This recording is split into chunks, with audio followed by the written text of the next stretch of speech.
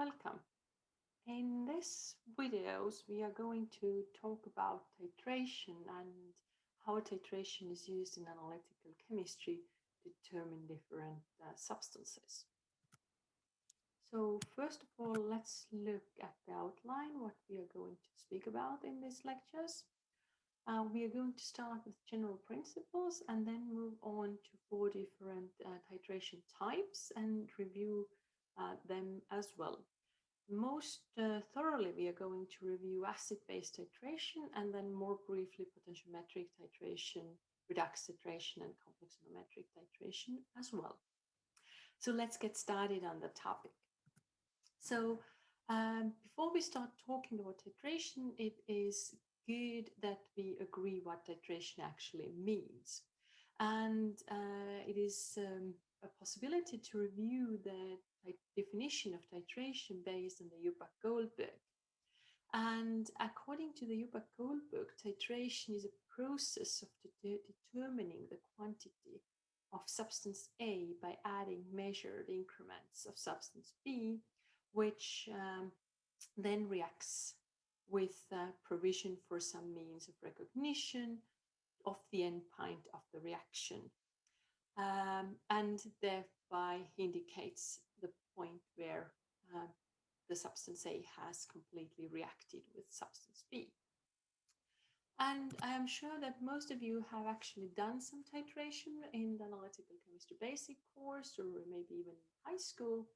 And you probably recognize the typical setup of doing this titration reaction by having a sample that contains analyte A in a flask. And this is then the sample in which the analyte's concentration is being determined. And by having a titrant B in a burette and then incrementally adding this titrant B to the reaction and to creating the reaction between analyte A and titrant B. And this is a typical classical setup for doing titration reactions. In order to be able to use the titrant B to quantify the presence of analyte A in the sample, we need to be able to say when analyte A has completely reacted with with the titrant B. And therefore, there are three additional important definitions that we have to keep in mind. The point where analyte A in the sample has completely reacted with the titrant B is called an equivalence point. And it can also be called a stoichiometry point or theoretical endpoint. And so this is the actual point where the analyte A has been completely consumed from the sample by reacting with titrant B. So no analyte A is left in the sample at this point. However, there is also another term which is called endpoint. And endpoint is the point where the analyst, the person who is doing the titration, is saying that, okay, now the analyte A has been completely reacted by the titrant B. So this is the point where the decision is made that now the reaction has completed between analyte A and the titrant B. And the difference between equivalence point and endpoint is that equivalence point is a theoretical concept, while endpoint is the actual decision made in the lab.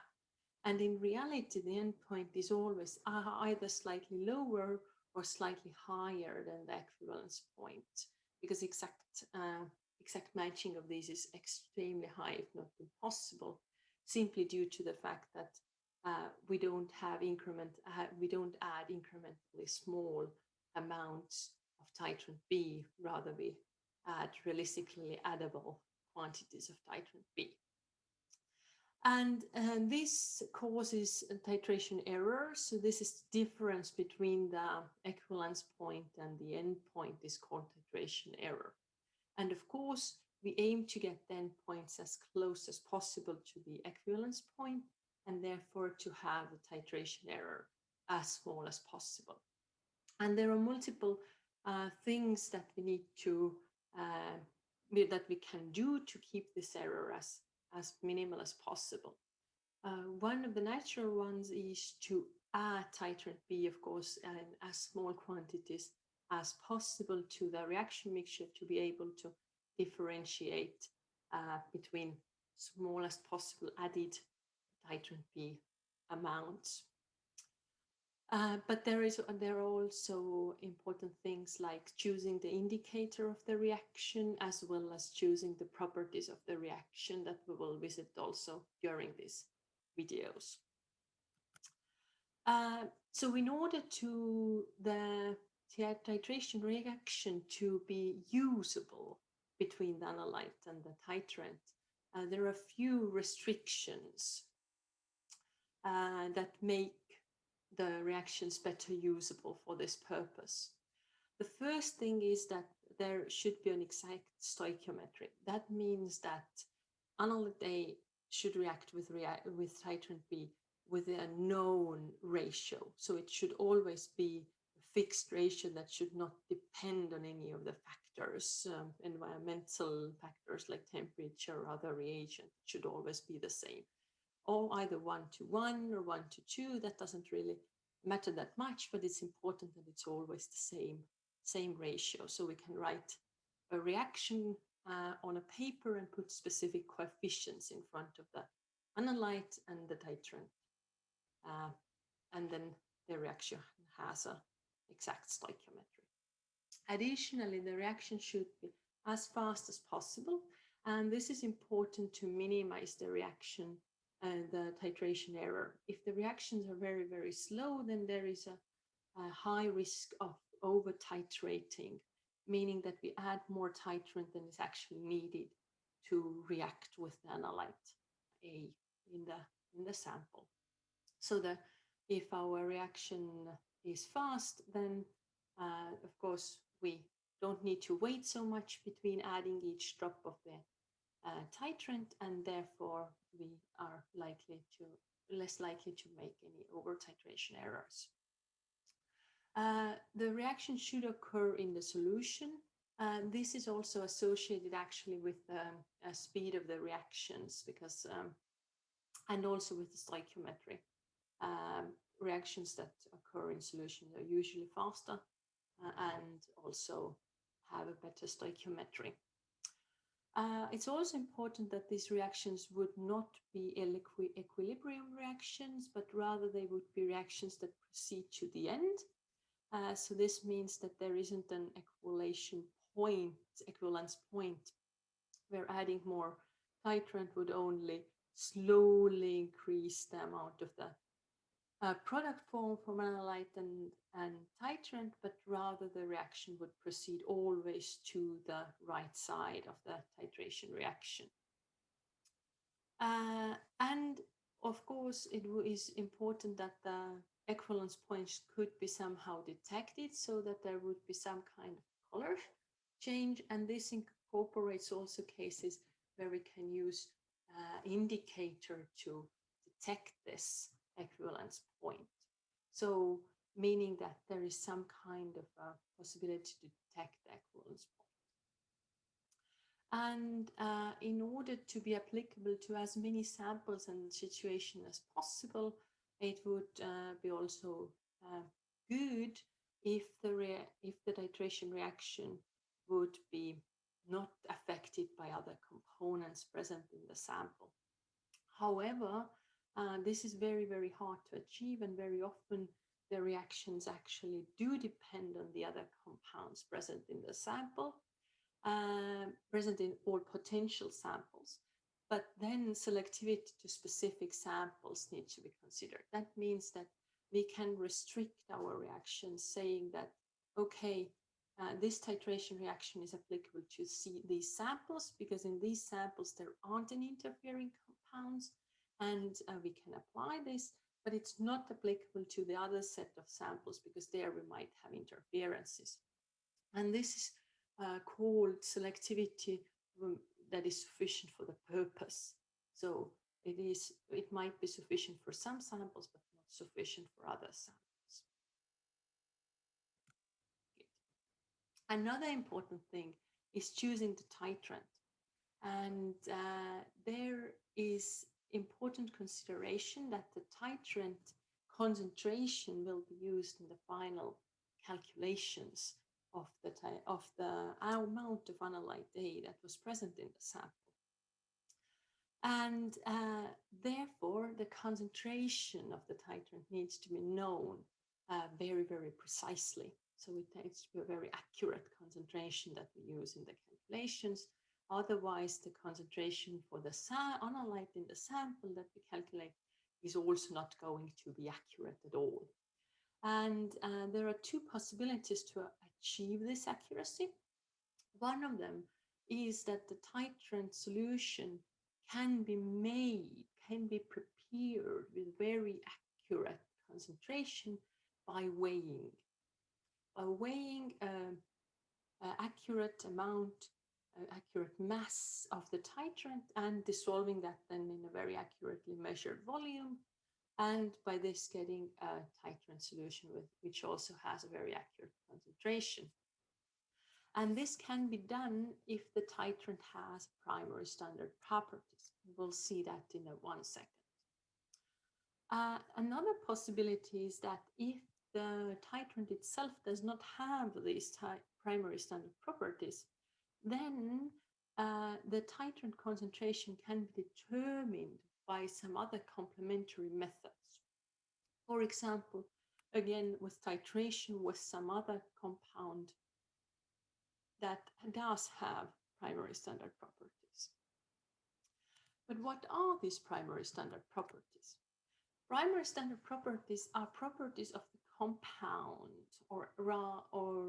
compound that are enabling, preparing by weighing and volumetric operations the solution which has a very exact concentration. So where the concentration is very accurately known.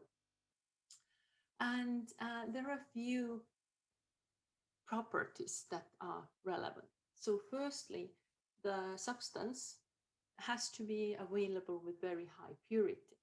That means that the purity labeled on the bottle of the substance that we are wanting to use as a primary standard is very well characterized. We can see there usually something like 99.8%, or we see that it is an analytical standard grade, something like that. And this is of course important because we will use this mass of the compound that we weigh to calculate the concentration. And we will be assuming that everything we weigh there is actually this real substance. But if the purity is very low or it is varying, then this assumption is of course not valid. So therefore, high purity of the weighed compound is very, very important. Another thing is the stability of the substance. So this is actually also related, because if the purity is known, it's very high, and the substance is stable, then we can assume that it doesn't matter if we weigh and prepare the solution today or tomorrow or in 1 month from the same bottle of the standard of the titrant or the compound, then the concentration is still the same. However, if the compound is unstable, then this means that the purity is changing. It is all the time decreasing, actually. The compound just degrades into something else, and therefore the purity is decreasing, and the high purity might not be any more valid in 1 point. And the most important stability aspects are stability against air, so mostly oxygen. So compounds should not oxidize when it is just standing there, as well as reactivity towards water, so the air moisture, And these are very important, as well as um, degradation due to yeah, just standing, some lighter temperature, like room temperature, for example, or also stability towards UV light, even though this can be ruled out by just storing the standard properly. But these are the most common things that need to be considered from the stability point of view. Related to the purity also is low hygroscopicity. This means that the compound standing on in the analytical standard bottle should not absorb water. So if the compounds are very hygroscopic, then they during standing will just take up water from the air, and therefore the purity of the compound will of course decrease. And if they are very hygroscopic, then this will be a large percentage that the purity can decline in time. Undesirable but not absolutely necessary properties are also high equivalent weight. That means essentially the molar mass. And this does improve accuracy, because if we think that we would need to weigh 1 mole of a compound to prepare our titrant, then for a compound that has a molar mass of 45 grams per mole, this is 45 grams, for example, if we want to prepare a 1 mole in liter solution. But if it would be 500 grams per mole, then we would be weighing more than 10 times higher mass of the compound. And always weighing higher masses becomes more and more accurate. So in case of weighing in grams, this is not so important, but if we compare weighing milligram level or weighing gram level, then this accuracy becomes very, very different that we can achieve depending on what mass exactly we weigh. Of course, if the molecular weight is low, but otherwise the compound is very nice, then we could of course weigh more and then make dilutions. This could work as well, but we need to do another step, which is then prone to some error and could potentially lead to increased uncertainty, or actually does always lead to a slight increase in uncertainty, at least. Lastly, it should also be non-toxic, or in the sense that it should be as low toxicity as possible, so it would not be dangerous for the people who work with these substances, as well as it would need to be cheap as possible, as readily available to make the titration reaction feasible in the laboratory, so that we could actually perform that reaction. So these were the important aspects of the titration reaction and of the titrant. But now you might ask, why do we even want to do this? Because there are so many restrictions. We need to have very specific reactions, as well as very specific compound properties to be able to make these titrants with very high concentration accuracy. And titration actually does have multiple advantages. Most of all, it is easy and it is cheap. So most of the titration reactions are very, very cheap and also very easy to perform. They don't really require very complicated apparatus, and they can be performed therefore in almost any laboratory if the chemicals are available. And if there are suitable titration reactions that can be used to perform this titration, then the uncertainty of the titration reaction is usually very, very low. It is almost always less than 1%. An average one has been estimated to be around 0.1 or 0.2%, but it can be even lower if the titration is performed with extreme care and all of the glassware has been correctly calibrated, and the titration is done also very thoroughly, where very small amounts of titrant B are being added to the analyte during the reaction.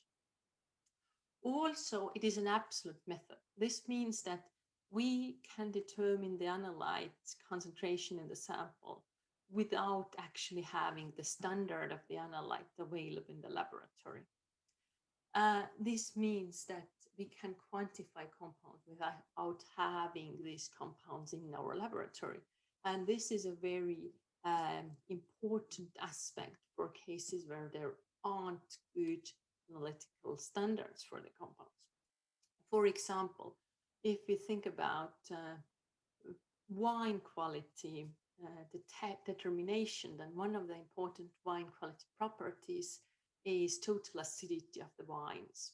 And there isn't something like a set of acids that are representative of all of the acids that are potentially present in the wines. So therefore, if we just want to determine the quantity of all acids present in the wines, it is important that we don't need every single acid that is present in the wine that we are trying to characterize.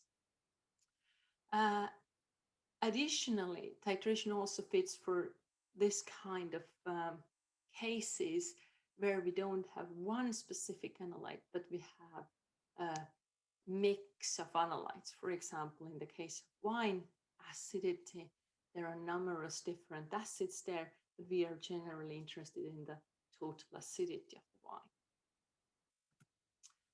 wine. This also partially relates to or leads us to the disadvantages of the titration. So the titration reaction is not universal. This means that in cases when we deal with the wines and with acids in the wine, it is almost impossible to find a titrant that would react with only one of the many acids present in the wine sample. Rather, we would need to define our scope as determining the total acidity, which in many cases is, of course, sufficient, like in case of wines. But if we would be interested in one specific acid for some reason, then this would be extremely hard to be able to find such a tweaked reaction for only one of the acids. And this is not only within one compound group, but it is also that there are specific compound groups from which there even aren't suitable titration reactions. For example, alkanes. There aren't any reactions that are suitable to titrate alkanes in any samples. Low selectivity is also a drawback of titration, and this comes up, for example, again in these wine samples where if we use acid-based titration, we will be determining the total acidity, but we can't say about every single possible acid in the sample. And titration's other shortcoming is that we are dealing with main component analysis. Titration for very small quantities is extremely hard. And we will see that on the example of acid-based titration in the coming videos as well. But at the moment, we can just keep in mind that it's mostly main component analysis that can be done in titration. However, all in all, titration is very often used to standardize a lot of different solutions that are being used in the chemical analysis as well as in other chemical procedures. So titration is currently still very, very relevant. And there are some cases where titration can't be substituted as well. For example, some of such cases are really standardization examples in the production of the chemicals. For example, if in the industry the hydrochloric acid solution is prepared and it needs standardization before bottling it and sending it to the laboratories, then titration is the method to do, because this is most accurate and suitable for these tasks. Of course, titration apparatus, you have seen probably something on the upper corner of the left-hand side where a burette with conical flask is used, and then the solution that is being titrated is being manually mixed with the titrant after adding small portions of the titrant. And this is the most classical one, but in laboratory settings where either very accurate results need to be for slightly lower concentration determinations, then automatic, or where very, very, very many samples are present, then automated titrators are also largely used. And one of such settings is in the right, upper right corner, uh, which is based on the automatic detection of the endpoints. And this is now for one sample analysis, but then endpoint detection is automated. So this makes the endpoint detection more accurate than would be just visually. And as additionally, such systems also have the advantage that the chemicals are closed in the automatic titrator system. So this means that if some of the chemicals are not so harmless or may potentially pose some risk, then this is all minimized due to the closed systems. Also, there are cases where the systems are suited for very, very, very many sample analysis, like on the lower left part, and also cases where these are combined, for example, on the lower right side, where we have many samples and also automated titration endpoints can be done. So in these cases, the color change is checked by the instrument, or if, in case of automated titrations, it can also be other means of determining the endpoint. Okay, this was the introduction to titration. We'll continue with more specific examples of titration in the next videos.